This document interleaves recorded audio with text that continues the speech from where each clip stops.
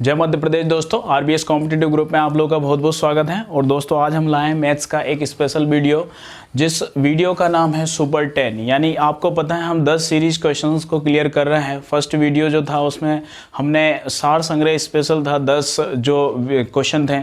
और सेकंड में दोस्तों बिल्कुल स्पेशल क्वेश्चन थे 10 जो हम लाए थे स्पेशल क्वेश्चन। और आज का हमारा जो वीडियो है वो सुपर 10 है। बड़ा शानदार संग्रह है दोस्तों। यहाँ पर स्पेशल 10 क्वेश्चन का जो पिछली व्यापम परीक्षाओं में जो क्वेश्चंस को पूछा गया है वो सारे क्वेश्चंस हम आप लोगों के लिए लेके आए हैं। ठीक है दोस्तों, अगर वीडियो आपको अच्छा लगे तो प्लीज़ शेयर करें, लाइक करें, सब्सक्राइब करें और ज़्यादा से ज़्यादा अपने दोस्तों को वही चैनल को शेयर करने के लिए कहें, ताकि भाई आप स्पेशल 10 जो शो है आपका सुपर 10 शो जो है आपका वो कहीं छूट ना जाए। ठीक है दोस्तों, तो स्टार्ट करते हैं आज का हमारा स्पेशल वीडियो, जिसमें मैं आपको मैथ्स के 10 स्पेशल क्वेश्चंस कराने वाला हूं। पूरा आप वीडियो देखें और वीडियो के अंत में आप निश्चित रूप से किसी भी परीक्षा में ऐसे 10 क्वेश्चन गलत नहीं करेंगे, इस चीज़ की जिम्मेदारी मेरी। ठीक है दोस्तों, तो क्वेश्चन नंबर फर्स्ट शुरू करते हैं। क्वेश्चन नंबर 1 है। क्वेश्चन नंबर एक दोस्तों बड़ा शानदार क्वेश्चन है, पिछली व्यापम परीक्षाओं में पूछा गया है। x पे घात 4 और a पे घात 4 बराबर क्वेश्चन मार्क, ये आपका क्वेश्चन है। x पे घात 4 माइनस a पे घात 4 क्वेश्चन मार्क। अब थोड़ा सा आप ऑप्शन नोट कर लीजिए, क्योंकि आंसर जो है आपको ऑप्शन के हिसाब से देना है।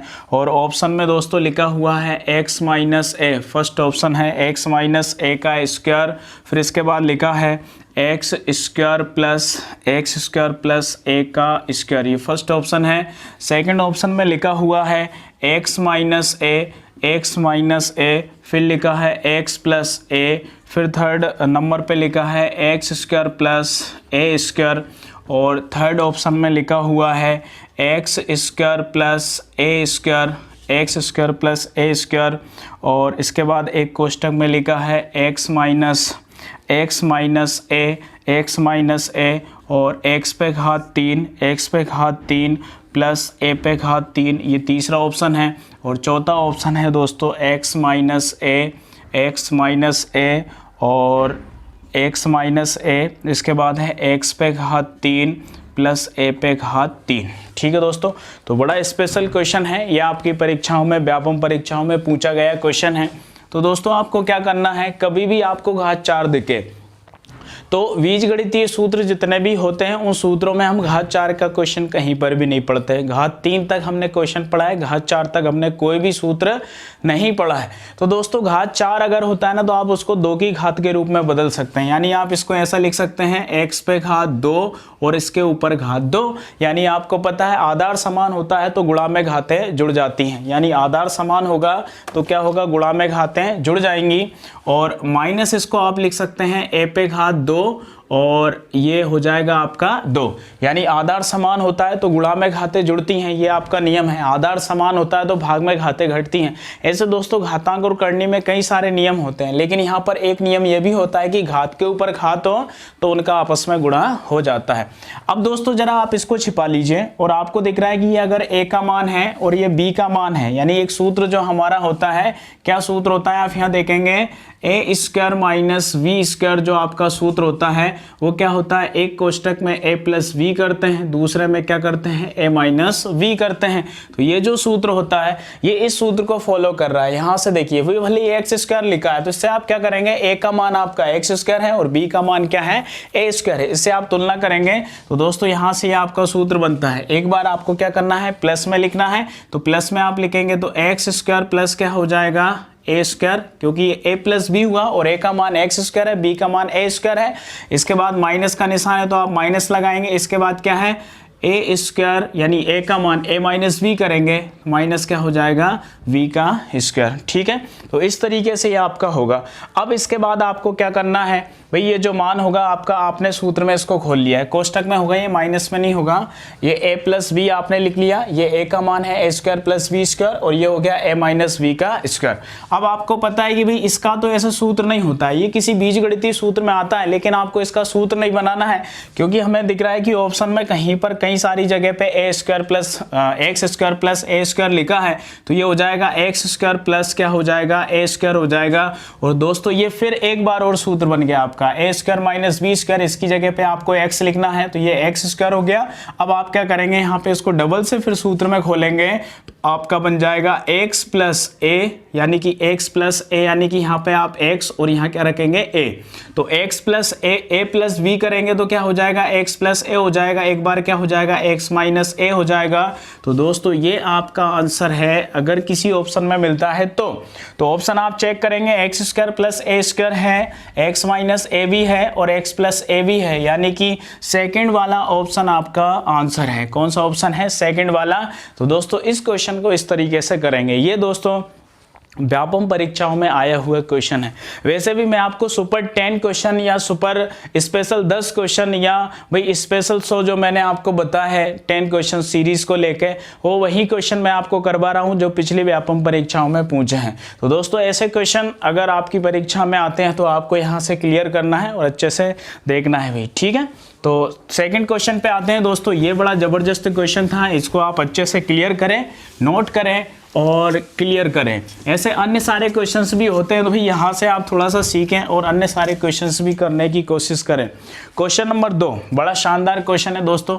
सिलेक्टेड क्वेश्चन होते हैं भाई, किसी स्पेशल टॉपिक में नहीं होते, एक नॉर्मल नॉलेज के आधार पर भी कुछ क्वेश्चन पूछ लिए जाते हैं। नॉर्मल नॉलेज यानी अभी आप कोई सब्जेक्ट पढ़ रहे हैं तो आपका उस सब्जेक्ट में क्या नॉलेज है, ऐसे भी नॉर्मल क्वेश्चन बनते हैं। जैसे सेकेंड क्वेश्चन है 17/5, इसके बाद है वाई स्क्वायर, फिर है वाई स्क्वायर के बाद दिया है एक्स पे घात 5, फिर है जेड पे घात 4। इसमें आपसे पूछा है कि संख्यात्मक गुणांक क्या है, यानी इस क्वेश्चन में आपको ये बताना है कि इसमें संख्यात्मक गुणांक क्या है। क्या संख्यात्मक गुणांक आपको क्वेश्चन में बताना है कि संख्यात्मक गुणांक क्या होगा।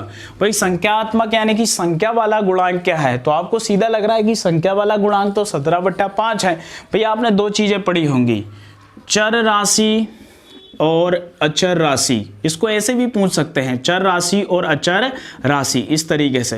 भाई आप भूल जाएं कि चर राशि और अचर राशि क्या होती है, लेकिन आप एक बात नहीं भूलेंगे, वो बात ये होती है दो चर वाला रैखिक समीकरण।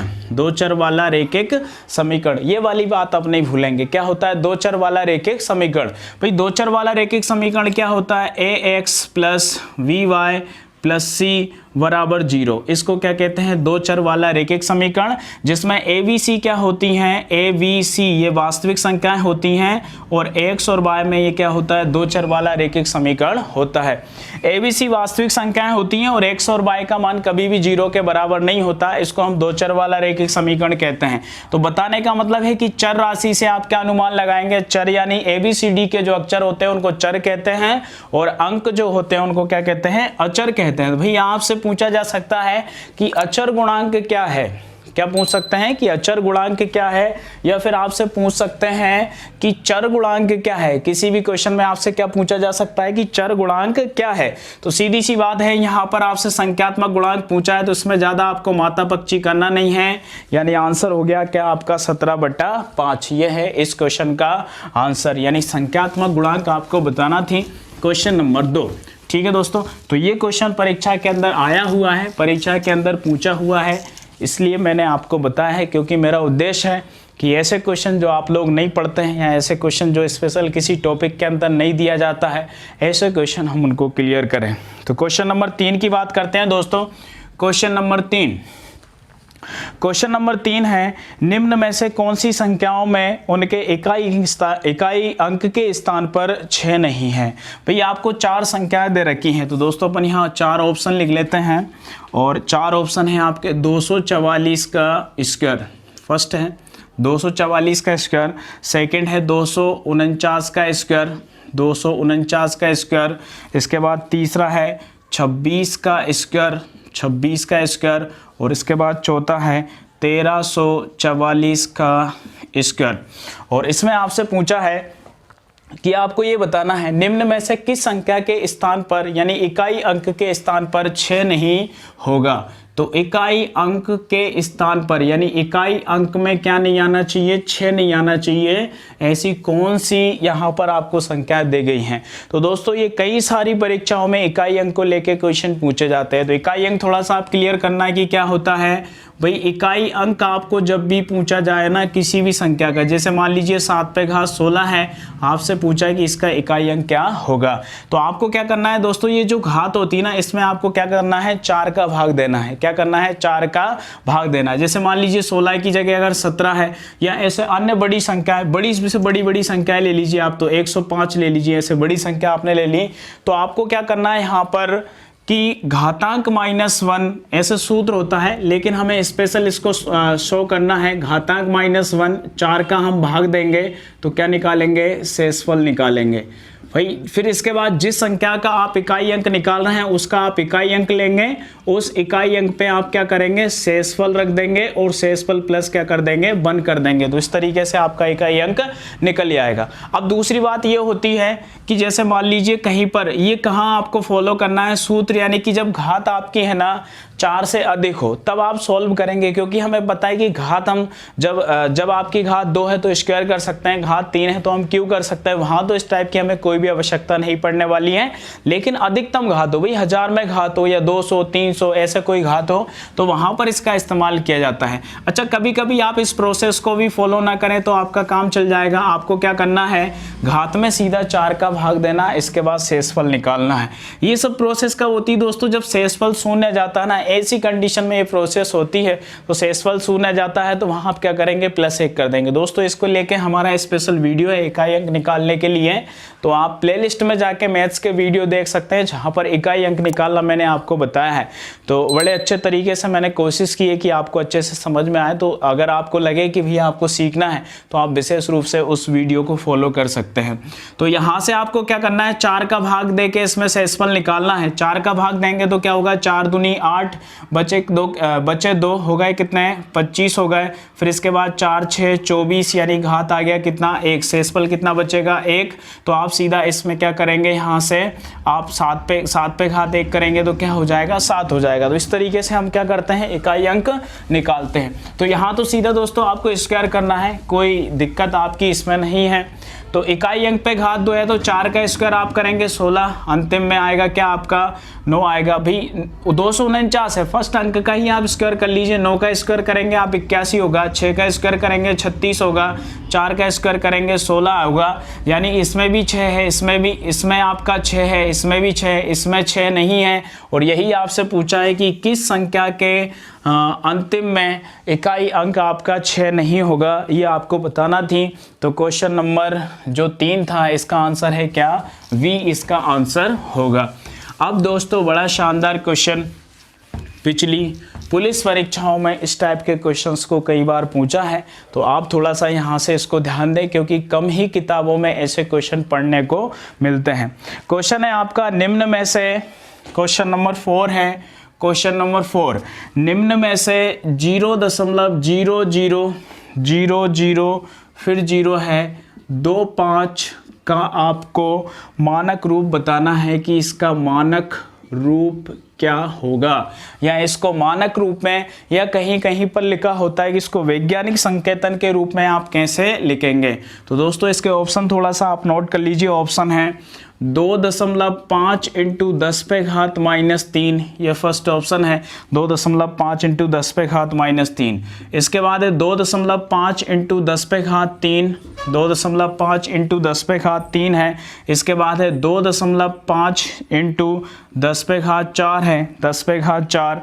और चौथा ऑप्शन है 2.5 इंटू 10 पे घात -4 है। और इसमें आपको बताना है कि इसको वैज्ञानिक संकेतन के रूप में कैसे लिखा जाएगा। तो दोस्तों इसकी कुछ शर्त होती है, एक सूत्र होता है a इंटू 10 पे घात n। जब हम इसको लिखते हैं ना तो इसको कहा जाता है वैज्ञानिक संकेतन के रूप में। और जो दोस्तों a का मान होता है ना वो 9 से अधिक नहीं होना चाहिए। किससे अधिक नहीं होना चाहिए, 9 से अधिक नहीं होना चाहिए। किसका मान, a का मान। तो हम इसको वैज्ञानिक संकेतन के रूप में कह सकते हैं। अब इस रूप में आप इसको बदलेंगे, a का मान तो ये पूरी की पूरी संख्या है यानी 0.000025 ये हो गया। अब यहाँ से आप पहले इसको सॉल्व करिए, दशमलव हटाएंगे तो आप कितने जीरो रख देंगे, 1 2 3 4 5, कितने जीरो रखेंगे, 5 जीरो रखेंगे। 1 दशमलव के बाद 3 2 कितने हो गए, 5, 1 2 3 4 और कितने हो जाएंगे, 5 हो जाएंगे, कितने हो जाएंगे, 5। हाँ, कितना हो गया, 0 0 0 2 5। दशमलव के बाद कितने अंक हैं यहाँ पर, दशमलव के बाद आपके 4 अंक हैं, सॉरी 4 अंक हैं आपके, यहाँ 1 दशमलव कम है। तो यहाँ से आप देखिए ऑप्शन के हिसाब से जब आंसर देंगे तो ये दोस्तों आपको करना पड़ेगा भाई, है ना। तो ये हो गया आपका 1 के बाद कितने जीरो हो गए, 4 जीरो, बटे में किसी के भी होता है, इनटू क्या हो जाएगा, 10 पे घात n आपको करना है भाई। 10 पे घात जब इसको n करेंगे तो पहली बात तो ये है कि आपको, है ना, ये जो करना पड़ेगा, ये जो मान है आपका, आपने दशमलव हटा दिया, दशमलव आपने हटा दिया, सॉरी 5 ही अंक है दोस्तों, 5 ही अंक हैं। हाँ, अच्छे से देखना भाई एक बार, है ना, थोड़ा सा कंफ्यूजन था क्योंकि क्वेश्चन में ऐसा कुछ लग रहा था अजीब गरीब टाइप से। तो यहाँ ये आपका क्या हुआ, 1 2 3 4 5, दशमलव के बाद 5 अंक है और दशमलव जैसे हटाएंगे तो 3 और 2 कितने हो गए, 5 हो गए यहाँ पे। इसके बाद आपको क्या करना है, ये जो ऊपर का दशमलव है ये हट गया आपका, तो ओनली क्या बचा ऊपर 25, 25 बटा कितना हो गया, 1 के बाद कितने जीरो, 3 4 और 5। अब हमें लिखना है क्या, इसको 10 के घात के रूप में, और ये जो वाला मान है आपका भाई, इसको तो आप ऐसा लिख सकते हैं, देखिए 25 आपने लिख दिया और इसको आप क्या लिख देंगे भाई, इसको आप 10 इंटू क्या करेंगे, 10 पे घात कितना कर सकते हैं, इसको 4 कर सकते हैं, ऐसा भी इसको लिख सकते हैं, क्या हो जाएगा, 10 पे घात 4 हो जाएगा। अब आपको पता है घातांक और करनी के नियम से जब हम घात को ऊपर लाते हैं तो माइनस में चली जाती है, काय में जाएगी, माइनस में। लेकिन दोस्तों मैंने ये कहा है कि आप जब a का मान रखेंगे तो a का मान 9 से अधिक नहीं होना चाहिए। अगर आप यहाँ विदाउट दशमलव के इसको रखते हैं तो ये 25 हो जाएगा। इसलिए हम क्या करेंगे, जो 5 जीरो था ना उसमें से 1 जीरो का इसमें दशमलव लगा देंगे, यानी क्या हो जाएगा 2.5, और ये 10 जो था ना ये ऊपर जाएगा तो माइनस में हो जाएगा, यानी 10 पे घात कितना, -4। तो ये हो जाएगा वैज्ञानिक संकेतन के रूप में। अब दोस्तों ये कठिन नहीं होता है ना, ऐसे आपको कंफ्यूज नहीं होना है कि भाई आपने इतनी बड़ी प्रोसेस बताई है। अब देखिए अब इसको और अच्छे तरीके से करते हैं भाई। अच्छा तरीका क्या है कि भाई आपने संख्या को देखा, ये आपकी संख्या है, क्या है 0.0025। सबसे पहले आपने इसका दशमलव बटाया, दशमलव बाद कितने अंक हैं, 5 अंक है, तो कितनी जीरो बढ़ा दिया आपने, 5 जीरो। अब आपका ऊपर से क्या हुआ, दशमलव हटा दिया, इनटू आपको 10 की घात के रूप में रखना है, और बटे में आपका क्या है 10 पे घात, ये तो आपका रहेगा नहीं क्योंकि 10 पे घात यहीं से जाएगी। अब आपको पता है कि अगर यहाँ से हम इसमें दशमलव नहीं लगाते हैं तो इसका मान जो होगा वो 25 है, जो कि 10 से अधिक है। मैंने आपसे कहा कि 9 से अधिक नहीं होना चाहिए, तो इसमें से जो 1 जीरो है ना उसका आपने यहाँ दशमलव लगा दिया। अब बचे कितने, 10 पे घात 4 बचे। अब 10 पे घात 4 को ऊपर लाएंगे तो ये इन्वर्स में हो जाएगा, यानी ऑप्शन नंबर डी आपका आंसर होगा। इस तरीके से लिखा जाता है वैज्ञानिक संकेतन के रूप में। ठीक है दोस्तों, तो ये क्वेश्चन पिछली व्यापम परीक्षा, पुलिस परीक्षाओं में ऐसे क्वेश्चन कई बार पूछे हुए हैं, तो आप लोगों को दोस्तों अच्छे से क्लियर करना है। एक स्पेशल चीज़ है, नई चीज़ है। हाँ, नेक्स्ट क्वेश्चन पे बात करते हैं, question number 5। Question number 5 question दोस्तों आपको स्क्रीन पर मिल जाएगा, आप क्वेश्चन को अच्छे से देख सकते हैं, वहाँ पर क्वेश्चन नोट कर सकते हैं, स्क्रीनशॉट भी क्वेश्चन का ले सकते हैं दोस्तों। काफ़ी अच्छे क्वेश्चन्स मैं आप लोगों के लिए लेके आया हूँ, तो दोस्तों पूरे ध्यान से आप वीडियो को देखें और अच्छे से क्लियर करें। क्वेश्चन नंबर 5 दोस्तों रीजनिंग टाइप का क्वेश्चन है, लेकिन अगर आप पिछली पटवारी परीक्षा उठा के देखें तो वहाँ ऐसे ढेर सारे क्वेश्चन पूछे हैं जो रीजनिंग टाइप के, लेकिन मैथ्स में पूछे हैं। और पुलिस परीक्षा में भी ऐसा होता है दोस्तों, क्योंकि काफ़ी सारे क्वेश्चंस मैथ्स और रीजनिंग को लेके आते हैं, तो मैथ्स और रीजनिंग के कभी कंबाइंड क्वेश्चन कर दिए जाते हैं। तो दोस्तों यहाँ से क्वेश्चन है, अमन के 3 बहनें और 5 भाई हैं, यानी अमन के बारे में कहा है, अमन के बहनें कितनी हैं, बहनें 3 हैं, बहनें कितनी हैं 3 हैं, और भाई कितने हैं, भाई दिए हैं आपको 5, यानी अमन के 3 बहनें हैं और 5 क्या है, भाई हैं। ठीक है, यदि उसकी बहन शांता की ए बहनें हैं, फिर इसके बाद कहा है कि उसकी एक बहन है उसकी, एक उसकी बहन है शांता, और शांता के बारे में कहा है कि शांता की ए बहनें हैं, कितनी बहनें हैं, ए बहनें हैं। फिर आपसे पूछा है कि बहनें हैं और बी भाई हैं, यानी शांता जो शांता है उसके ए तो बहनें हैं और भाई कितने हैं, भाई हैं उसके कितने हैं, v हैं, b भाई हैं। तो आपसे पूछा है कि आप ये बताइए कि a और b का गुणनफल कितना होगा, यानी a इंटू बी का मान कितना होगा। अब दोस्तों थोड़ा अच्छे से क्लियर करना, क्वेश्चन में कहा है कि अमन के 3 तो बहनें हैं और भाई कितने हैं 5, यानी एक अमन को ले लिया जाए तो टोटल जो भाई हैं 5 और 1 कितने हो गए, 6 हो गए, क्योंकि अमन भी तो एक भाई हुआ ना, शांता का तो ये भाई होगा ना। तो इस तरीके से अमन के 3 बहनें हैं और भाई कितने हैं, 5 हैं। तो इस तरीके से हमें पता चला कि अमन और उसके जो 5 भाई हैं, इस तरीके से मिला के शांता के टोटल कितने भाई हो गए, 6 भाई हो गए। फिर आपसे कहा कि शांता के ए बहनें हैं, भाई टोटल बहनें 3 हैं, तो शांता के ए बहनें, तो एक शांता खत्म हो गई, यानी कि शांता को अगर हटा दिया जाए तो कितनी बहनें बची, यानी कितनी बहनें बची, तो बहनें बची दोस्तों कितनी, 2 बची। तो इस तरीके से ए का मान तो टोटल क्या हो गए उसके भाई, क्या टोटल, हाँ टोटल उसकी बहनें हो गई, बहनें कितनी हो गई उसकी, टोटल 2 बहनें हो गई, यानी जो ए का मान है, ए का मान हो गया कितना, 2, ए का मान कितना होगा 2, क्योंकि क्वेश्चन में आपसे कहा है कि शांता के ए बहनें हैं। आगे हमने पढ़ा तो देखा कि हमने टोटल 3 बहनें हैं, तो एक शांता उसमें से हट जाएगी तो उसके ए बहनें यानी 2 बहनें बची, तो ए का मान कितना हुआ 2। और उसने कहा कि उसके टोटल जो भाई हैं, यानी जो बी का मान है वो है, टोटल भाई कितने हैं, यानी ए इंटू बी का गुणा आपको बताना। हमें पता है कि अमन एक उसका भाई है और उसके 5 भाई है, तो अमन को और इसको मिला के टोटल कितने भाई हो गए, 6 भाई हो गए। तो ए इंटू बी का गुणनफल हो जाएगा 6 इंटू 2 यानी कितना, 12। ठीक है दोस्तों, तो स्पेशल क्विज क्वेश्चन है जो कि रीजनिंग के लिए एलिजिबल है और रीजनिंग का स्पेशल क्वेश्चन है। मैथ्स में इसको क्वेश्चन को पूछा है और पिछली व्यापम परीक्षा में ये क्वेश्चन आया है। तो इस तरीके के दोस्तों कई सारे क्वेश्चन मिलते हैं कि किसी के इतने बहनें, किसी के इतने भाई है, तो कुल कितने भाई बहन होंगे। तो ऐसे क्वेश्चन को दोस्तों आप यहाँ से पढ़ने के बाद अन्य सारे क्वेश्चन अगर आपको कहीं मिले तो आप उनका अच्छे से रिवाइज करिए, उनको अच्छे से क्लियर करिए। तो ये था दोस्तों क्वेश्चन नंबर 5। इसके बाद बात करते हैं क्वेश्चन नंबर 6 की। क्वेश्चन नंबर 6, क्वेश्चन नंबर 6 दोस्तों, किसी पाई चार्ट में केंद्रीय कोणों का योग कितना होगा। क्वेश्चन नंबर 6 है, किसी पाई चार्ट में आपसे पूछा है कि केंद्रीय कोणों का योग कितना होगा। भाई पाई चार्ट जो होता है ना, एक गोल आकृति होती है। क्या होता है, एक गोल आकृति होती है। तो ये इसका केंद्र बिंदु हो गया। अब इसमें आप यहाँ से इस तरीके से आप जितने भी कोण इसमें बना दें, इस तरीके से भाई आप जितने भी कोण बना दें, तो ये एक वृत्तीय जो कोण होता है, यहाँ पर जो कोण बनता है, भाई आपसे पूछा है कि एक पाई चार्ट के सभी जो कोण होंगे उनका योग कितना होगा।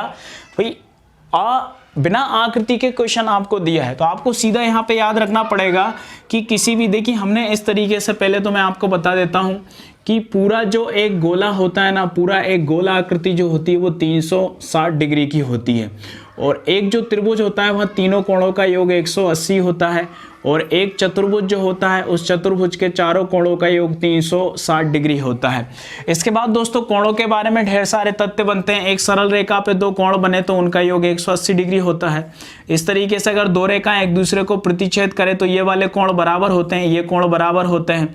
और इस तरीके से एक ही बिंदु पर कितने भी कोण बने तो उन सब का योग होता है कितना, 360 डिग्री। यानी एक ही बिंदु पर जो सारे कोण बने उनका योग 360 डिग्री होता है। तो ये कंडीशन ही तो यहाँ पर बन रही है। तो इसका मतलब एक पाई चार्ट के जो सभी केंद्रीय कोण होंगे उन सब का योग होगा कितना, 360 डिग्री। आपको अच्छे से क्लियर करना है, इंपॉर्टेंट क्वेश्चन है, परीक्षा के अंदर पूछा हुआ है। और एक गोला जो होता है वो पूरा 360 डिग्री का होता है। अगर आपने रीजनिंग में अगर घड़ी का कभी पढ़ा हो तो पूरी एक घड़ी के बारे में हम जब देखते हैं ना, तो पूरा घड़ी जब एक पूरा चक्कर लगा लेती है तो कितने डिग्री घूम जाती है, 360 डिग्री घूम जाती है। ऐसे क्वेश्चन कई बार आप चाहें तो रीजनिंग में देख सकते हैं, उनको पढ़ सकते हैं। तो दोस्तों एक क्वेश्चन आपका यहाँ से क्लियर होता है, एक पाई चार्ट के सभी केंद्रीय कोणों का योग होगा कितना, 360 डिग्री।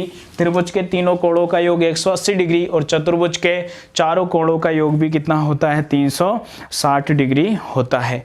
अब दोस्तों question number 7, question number 7 special शानदार क्वेश्चन है। स्पेशल शानदार क्वेश्चन अच्छे से क्लियर करना, वो शानदार क्वेश्चन है। देखिए 15 श्रमिकों के समूह में क्या लिखा हुआ है भाई, 15 श्रमिक हैं, 15 श्रमिक टोटल 15 श्रमिकों के समूह में 5 श्रमिक जो हैं मिस्र गिरी और काट के कार्य दोनों में अच्छे हैं। यानी कि 5 जो श्रमिक हैं वो मिस्र गिरी में भी और प्लस काट के काम में भी अच्छे हैं। इसके बाद आपसे कहा है काट के कार्य और मिस्त्रीगिरी दोनों में अच्छे हैं।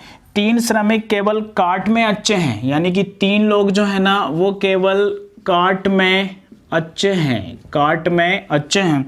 और इसके बाद कहा है और 3 दोनों कार्य में अच्छे नहीं हैं, यानी कि 3 जो हैं वो दोनों में अच्छे नहीं हैं, यानी कि ना तो मिस्त्रीगिरी में अच्छे हैं और ना काट में अच्छे हैं। तो आपसे ये पूछा है कि इनमें से मिस्त्रीगिरी में कितने अच्छे हैं, यानी कि इनमें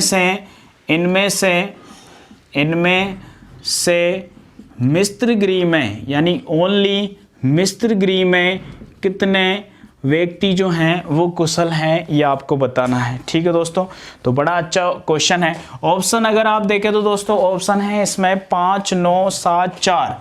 5 सेकंड ऑप्शन है, 9 सी वाला ऑप्शन है 7 और डी वाला ऑप्शन है 4। तो दोस्तों ये जो क्वेश्चन होता है रीजनिंग में हम तर्क आरेख जिस तरीके से पढ़ते हैं उस तरीके से क्वेश्चन सॉल्व होता है।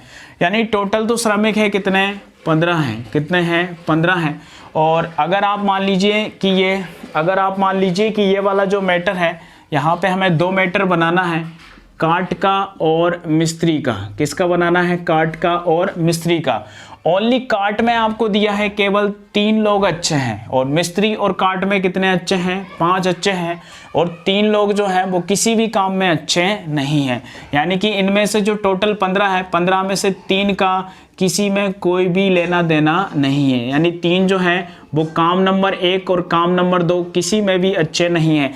यानी जो अच्छे लोग हैं वो ओनली कितने हैं, 12 हैं। यानी जो अच्छे लोग हैं जो कि यानी कि मिस्त्रीगिरी में या काटगिरी में अच्छे हैं वो कितने हैं, 12 हैं। अब 3 लोगों का जो है ना तो काट से कोई लेना देना है ना मिस्त्रीगिरी से कोई लेना देना है। अब टोटल आपके बचे कितने, 12। तो 12 व्यक्तियों का इन सब से लेना देना है। 12 में से 3 ओनली काय में अच्छे हैं, काट में अच्छे हैं। 12 में से ओनली 3 काट में अच्छे हैं, तो निश्चित रूप से बचे 9। तो 9 जो है वो काय में, मिस्त्रीगिरी में अच्छे हैं, जो कि आपसे पूछा है। तो 9 जो व्यक्ति हैं या जो श्रमिक हैं वो मिस्त्रीगिरी में अच्छे हैं। अब पूरा आप क्लियर कर लीजिए। देखिए 9 जो हैं, यानी कि 5 तो ये हो गए, 5 और 9 कितने हो गए, 14 हो गए। 5 और 9 कितने हो गए, 14। टोटल कितने हैं, 5 और 9 कितने हो गए, 14। यानी कि ओनली मिस्त्रीगिरी में जो होंगे ना, ओनली मिस्त्रीगिरी में कितने होंगे, 9 होंगे, क्योंकि 5 तो इन दोनों में से कॉमन है ना, यानी काट के यहाँ पर भी है और इधर भी है। अब जरा एक बार और देखना भाई, 15 श्रमिक हैं, 5 जो है मिस्त्री काट और दोनों में ठीक है, तो भाई 5 ये कॉमन हो गया। और 3 केवल काट में अच्छे हैं और दोनों में अच्छे नहीं हैं। 3 दोनों में अच्छे नहीं है, तो टोटल 15 है, तो 3 दोनों में अच्छे नहीं है, तो केवल कितने हैं, 12 हैं। और 3 ओनली काट में है, तो बच्चे कितने हैं आपके, 9। जो 9 बच्चे हैं वो केवल मिस्त्रीगिरी में अच्छे हैं, यानी कि मिस्त्रीगिरी में कितने अच्छे हैं, 9 अच्छे हैं। और ये जो आपके 3 हैं और ये 9 हैं, 9 में से इनमें से भी 5 जो है वो कॉमन है, जो दोनों काम कर सकते हैं। तो भी आंसर क्या होगा इसका, 9 इसका आंसर होगा। तो दोस्तों ये भी स्पेशल क्वेश्चन है, मैथ्स रीजनिंग स्पेशल क्वेश्चन है। ठीक है दोस्तों, तो क्वेश्चन नंबर ये 7 था, स्पेशल सुपर 10 सीरीज का हमारा ये स्पेशल क्वेश्चन था। दोस्तों अगर आपको लग रहा है कि क्वेश्चन अच्छे मैंने संग्रह यहाँ पर किए हैं, तो आप दोस्तों प्लीज़ वीडियो को लाइक करें, शेयर करें, ज़्यादा से ज़्यादा शेयर करें। और दोस्तों अगर पहली बार आप हमारा वीडियो देख रहे हैं तो लाइक सब्सक्राइब जरूर करें अगर आपको वीडियो अच्छा लगे तो। क्वेश्चन नंबर 8 पे बात करते हैं दोस्तों। बड़ा शानदार क्वेश्चन है जो लासा मासा और भाग वाले क्वेश्चंस के अंतर्गत विशेष रूप से पूछा जाता है, और कई सारी परीक्षाओं में इस क्वेश्चन को पूछा है। आपसे पूछा है क्वेश्चन नंबर 8 में 100 से लेकर 500 तक आपको बताना है कि इसमें से कितने अंक या कितनी संख्याएं 4, 5, 6 से विभाजित हैं। यानी इनमें से कितनी संख्याएं 4, 5 और 6 से पूरी तरह विभाजित है, यह आपको बताना है। कहाँ से, 100 से लेकर 500 तक। 100 से यानी कहाँ से, 101, 102, 103, ऐसी कितनी संख्या है जो 4, 5, 6 से पूरी तरह विभाजित हैं। ऑप्शन थोड़ा आप नोट कर लेंगे, 5, 6, 7, 8 आपके ऑप्शन है। 5, 6, 7 और 8 ये आपके ऑप्शन है। इसमें आपको बताना है कि कितनी संख्याएं 100 से लेकर 500 तक कितनी संख्या है जो 4, 5, 6 से पूरी तरह विभाजित है। भाई सिंपल सी बात होती है कि पहले तो आप ये देखेंगे कि 4, 5 और 6 से विभाजित होने वाली छोटी से छोटी संख्या क्या है? तो किसी भी 2 या 2 से अधिक संख्याओं से विभाजित होने वाली छोटी से छोटी संख्या को कहते हैं लघुत्तम समावर्त। तो इनका आप अगर लघुत्तम निकाले तो दोस्तों भाई निकालना भी सिंपल सी बात होती है, अगर नहीं आती तो देख लीजिए प्रोसेस। 2 दूनी 4 है, 5 का 5 हो जाएगा, 2 तिया 6 हो गया। फिर 2 से देंगे तो 2 एकम 2, 5 का 5, 3 का 3, फिर 3 से देंगे तो 5 का 5 आ गया, 3 एकम 3, फिर 5 से देंगे तो 5 एकम 5, 5 तिया 15, 15 दूनी 30, 30 दूनी 60।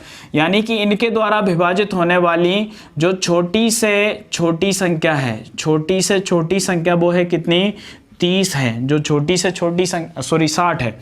इनके द्वारा विभाजित होने वाली छोटी से छोटी संख्या क्या है? 60 है।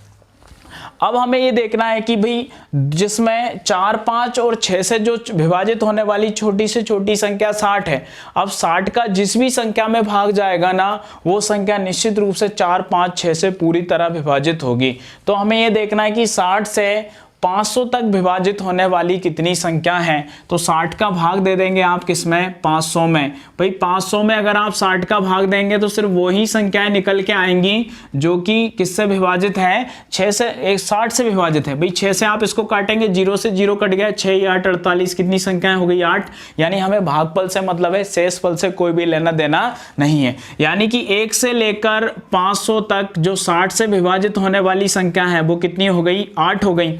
अब आप नॉर्मल पता लगा सकते हैं, क्योंकि आपको 100 से लेके 500 तक बताना है, तो 1 से लेके 100 तक की संख्याओं से तो आपको कोई मतलब ही नहीं है।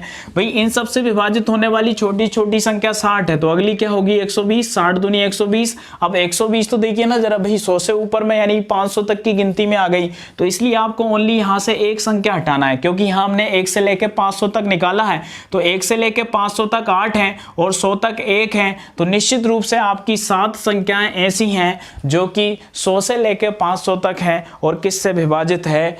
4, 5, 6 से और 60 से पूरी तरह विभाजित है। ठीक है दोस्तों, तो ये बड़े स्पेशल क्वेश्चन है, परीक्षाओं के अंतर्गत कई बार इस टाइप के क्वेश्चन को पूछा है। तो दोस्तों विभाज्यता से संबंधित भी हमारा स्पेशल एक वीडियो है, उसमें आप प्लेलिस्ट में जाएं और ऐसे बहुत सारे क्वेश्चन सीरीज मैंने करवाए हैं, 2-3 स्पेशल वीडियो हैं भाग को लेके। तो दोस्तों वहाँ भाग का मैंने हर क्वेश्चन क्लियर करवाया। तो आप चाहें तो अगर आपको अच्छा लगे कि ये क्वेश्चन भाई परीक्षा के लिए इंपॉर्टेंट है या मैंने अच्छा आपको बताया, तो आप प्ले लिस्ट में जाके हमारा वीडियो देख सकते हैं भाग से संबंधित। अब है दोस्तों क्वेश्चन नंबर 9। क्वेश्चन नंबर 2 दोस्तों, क्वेश्चन नंबर 9 बड़ा शानदार क्वेश्चन है दोस्तों, कई बार परीक्षाओं के अंतर्गत पूछा है। 2016 से तो जबरदस्त इस क्वेश्चंस का क्रेज है, बहुत सारी परीक्षाओं के अंतर्गत आता है। एमपीएसआई, एमपी पुलिस, जेल प्रहरी, फॉरेस्ट एग्जाम, कोई सा भी एग्जाम आप देख लीजिए, इस तरीके के क्वेश्चन विशेष रूप से आते हैं। तो क्वेश्चन है दोस्तों, जब 2x square plus 5x, 2x square plus 5x plus 3 को x प्लस 1 से भाग दिया जाता है, x प्लस 1 से भाग दिया जाता है, तो शेषफल क्या होगा? तो शेषफल क्या होगा ये आपको बताना है। ये क्वेश्चन है आपका, 2x square plus 5x plus 3 को जब x प्लस 1 से भाग दिया जाता है तो क्या शेषफल होगा, ये आपका क्वेश्चन है। और दोस्तों ये है वर्ग समीकरण या द्विघात समीकरण।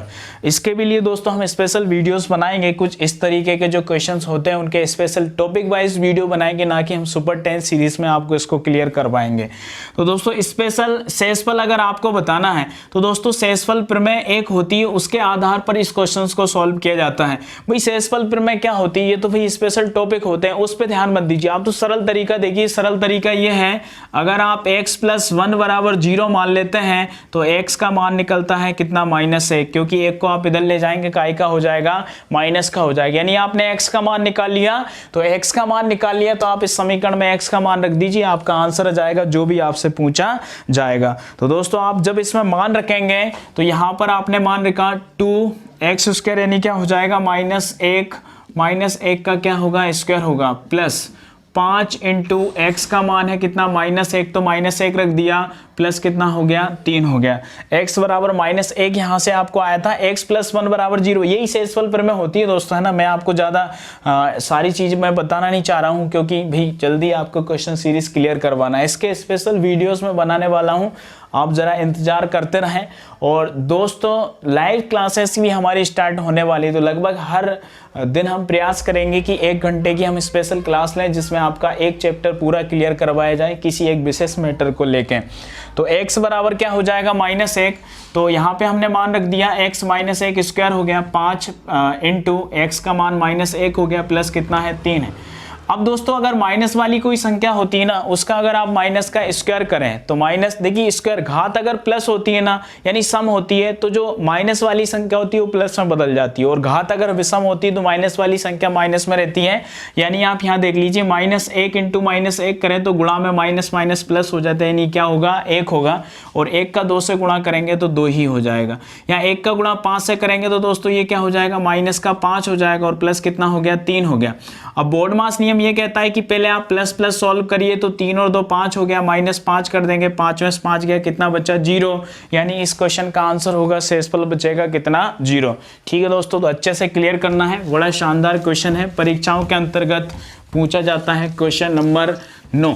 और दोस्तों अब है सुपर 10 सीरीज का सुपर 10 क्वेश्चन, यानी कि क्वेश्चन नंबर 10। क्वेश्चन नंबर 10 बड़ा शानदार क्वेश्चन है दोस्तों। क्वेश्चन नंबर 10 जो है ये दोस्तों मैं लेके आया हूं अनुपात वाले टॉपिक से, जहां पर ये मान के चलिए कि अनुपात के बिना तो क्वेश्चन यानी परीक्षा होती ही नहीं है, यानी लगभग हर परीक्षा में जो होता है अनुपात से क्वेश्चन पूछा जाता है। तो दोस्तों क्वेश्चन है 12 और 24। 12 और 24 का आपको बताना है, 12 और 24 का तृतीय अनुपात या तृतीय समानुपात क्या होगा, तृतीय समानुपात क्या होगा। बड़ा शानदार क्वेश्चन है। पहली बात तो आपको ये ध्यान देना है कि हम 4 अनुपात जो होते हैं ना, उसमें हम समानुपात को दर्शा सकते हैं। समानुपात का मतलब होता है जब कोई 2 अनुपात जो होते हैं ना, उनको बराबर करके आप लिख लो तो उसको समानुपात कहते हैं। जैसे अगर 4 संख्याएं हो A, V, C और D, तो इसको जब आप समानुपात में दर्शाएंगे तो A अनुपात B हो गया, समानुपात यानी डबल अनुपात का निशान लगाते हैं, और C अनुपात क्या हो गया D हो गया। इसको आप लिख सकते हैं A बटा B, समानुपात यानी बराबर हो गया C बटा क्या D, अनुपात का मतलब होता है बटे में। तो इस तरीके से 4 अनुपात की जो सीरीज होती है वो क्लियर की जाती है। लेकिन यहाँ पे ओनली आपको 3 अनुपात दिए हैं, और 3 अनुपातों को जब समानुपात के रूप में दर्शाते हैं तो क्या करते हैं, बीच वाले अनुपात को 2 बार लिखते हैं, यानी 3 अनुपात हैं A, V और C। जब आप इसको समानुपात में लिखेंगे ना तो बीच वाले को आप 2 बार लिखेंगे, यानी A अनुपात V समानुपात V अनुपात क्या हो जाएगा C हो जाएगा। तो जब आप इसको लिखेंगे A बटा B बराबर समानुपात का मतलब बराबर हो गया B बटा क्या हो जाएगा C। अब तीसरा अनुपात यानी C का मान आपसे पूछा है, भाई C का मान पूछा तो A की जगह 12 रखिए और V की जगह पे 24 रखिए बराबर, फिर आप 24 रखिए और C का मान आपको निकालना है। क्रॉस गुणा आप करेंगे तो 12 इंटू C हो गया, और ये हो जाएगा कितना 24 इंटू कितना 24, ये 12 इसके बट्टे में जाएगा, 12 दूनी 24 और C का मान हो जाएगा 24 दूनी 48। तो ये होगा तीसरा अनुपात। अब आपके पास पहला, दूसरा और तीसरा आ चुका है। पहला आपके पास है 12, दूसरा है 24, तीसरा है 48। अब अगर आपसे चौथा पूछा जाए तो आप इस मैटर में मान रख सकते हैं। क्वेश्चन में फिलहाल में तीसरा पूछा है, चौथा अगर पूछा जाए तो A का मान 12 है, B का मान है कितना 24 है, C का मान कितना 48 है, और D का मान पूछा जाए तो आप यहाँ से निकाल सकते हैं। भाई इसका गुणा इससे करेंगे तो 12 इंटू क्या हो जाएगा D हो जाएगा, ये हो जाएगा 24 इंटू कितना 48। अब यहाँ से आप D का मान निकालना चाह रहे हैं तो क्या हो जाएगा 24 इंटू 48 वटा कितना हो जाएगा 12। तो 12 दूनी 24 और 48 दूनी कितना हो जाएगा 96। तो ये हो जाएगा चौथा समानुपात। ठीक है दोस्तों, अब हो सकता है डायरेक्टली भी आपसे क्वेश्चन में पूछ लिया जाए कि भाई 12 और 24 का चौथा समानुपात क्या होगा। तो पहले आप तीसरा निकाल लीजिए, इसके बाद चौथा निकाल लीजिए। तो दोस्तों ये था हमारा सुपर 10 सीरीज का सुपर 10 क्वेश्चन, जिसमें मैंने आपको यहाँ से एक स्पेशल क्वेश्चन क्लियर करवाया है, और ये परीक्षा के दृष्टिकोण से काफ़ी इंपॉर्टेंट है। ठीक है दोस्तों, तो ये आज का हमारा स्पेशल वीडियो था जिसमें हमने सुपर 10 क्वेश्चन सीरीज को क्लियर करवाया। नेक्स्ट वीडियो में दोस्तों मैथ का जो हम नेक्स्ट वीडियो लेके आएंगे वो किसी स्पेशल टॉपिक्स को लेके आएंगे जो आपके परीक्षा के लिए इंपॉर्टेंट होगा, और पूरा प्रयास किया जाएगा कि भई आपको इस तरीके के क्वेश्चन बिल्कुल क्लियर हो, आप अच्छे से आपकी परीक्षा के लिए उससे सेटिस्फाई हो सकें, अच्छे से आप क्लियर कर सकें। ठीक है दोस्तों, तो ये आज का हमारा वीडियो ही समाप्त होता है। वीडियो आप पहली बार देख रहे हैं दोस्तों, अगर आपको अच्छा लगा है तो प्लीज़ सब्सक्राइब जरूर करें, शेयर करें, आपके दोस्तों को शेयर करें, भाई ज़्यादा से ज़्यादा शेयर करें। ठीक है, तो ये आज का हमारा एक छोटा सा प्रयास था। आपने जो इतना समय दिया है वीडियो को देखने के लिए, इसके लिए आपको बहुत बहुत धन्यवाद। जय मध्य प्रदेश दोस्तों।